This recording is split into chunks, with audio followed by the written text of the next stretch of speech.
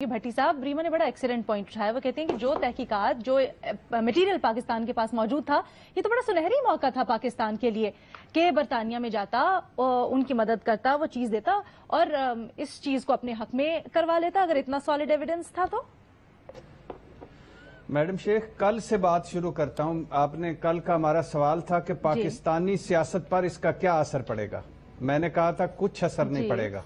आपने देख लिया कुछ असर पड़ा, कुछ असर पड़ा और दोनों तरफ से नहीं पड़ा।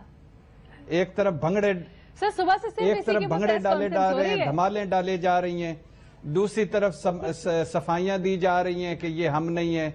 दोनों तरफ से, यानी कोई मैं ना मानूं, दोनों तरफ से मैं ना मानूं, दोनों तरफ। एक तरफ भंगड़े, ओहो ऐसे ऐसे भंगड़े, मिठाइयां, सजदा शुक्र कमाल हो गया कि यानी आप पवित्र हो गए। हाउस ऑफ शरीफ पूरा पवित्र हो गया। सर ये तो हमने वैसे कल ही कह दिया था कि रीमा ने बड़ी अच्छी तरह से एक्सप्लेन किया था कि पाकिस्तानी है, इसके ऊपर केसेस के ऊपर क्या असर पड़ता है और कितने भंगड़े डाले जाने चाहिए, ये अभी कब्र अज़ वक्त होगा कहना।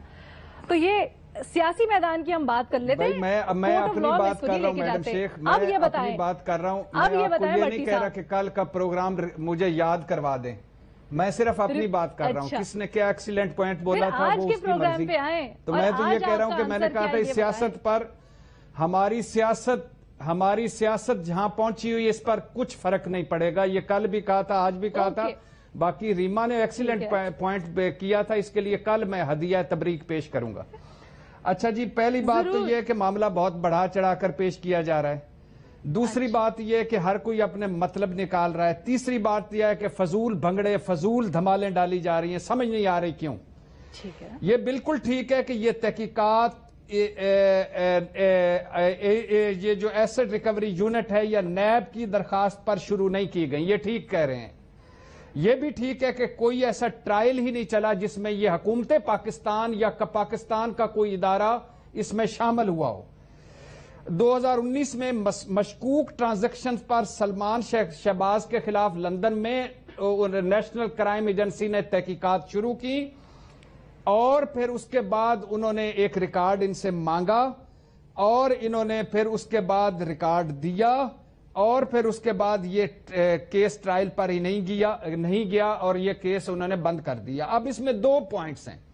एक पॉइंट्स ये कि 2019 को 9 दिसंबर को डीजी नैब जो मिले वहां जाकर और उनसे मुलाकात, नेशनल क्राइम एजेंसी से जो मुलाकात की है हुकाम से, और जो रिकॉर्ड दिया, 10 दिसंबर को उनकी ईमेल आई। 11 दिसंबर को ARU ने सारे केसेस की, यानी एसेट रिकवरी यूनिट ने सारे केसेस की तफसीलात बयान की। 19 दिसंबर को एक और खत एसेट रिकवरी यूनिट ने लिखा।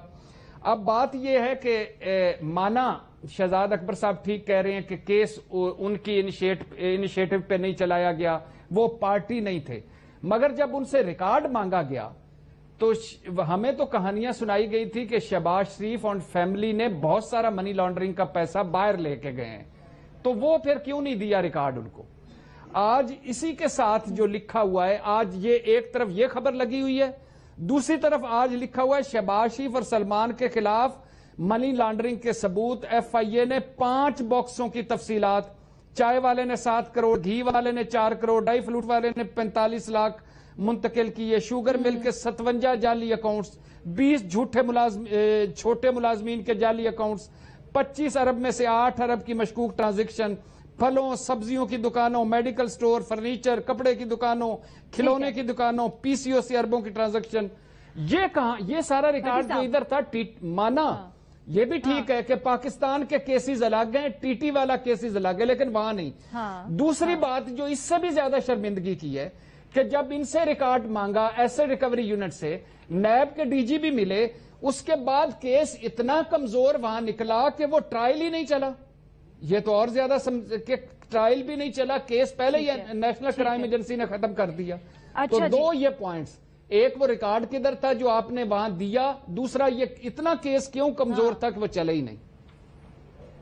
ओके, ठीक है।